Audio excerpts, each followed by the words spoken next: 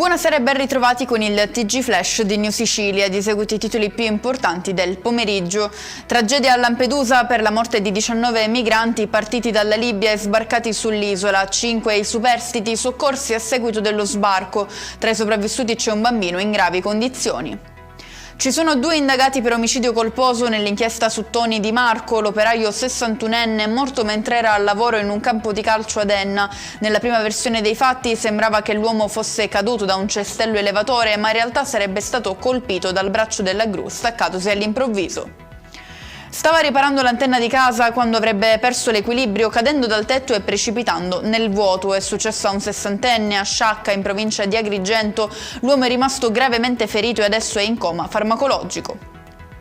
Fermato il santone di una comunità di Cefalù in provincia di Palermo accusato di maltrattamenti nei confronti di minori. Le indagini avrebbero fatto emergere un contesto caratterizzato da forme di isolamento e di condizionamento psicologico.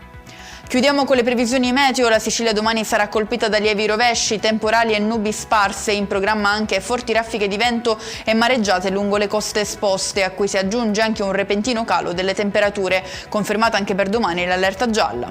E con questo è tutto, prossimo appuntamento domani alle 13:30, grazie per averci seguito, buon proseguimento di serata.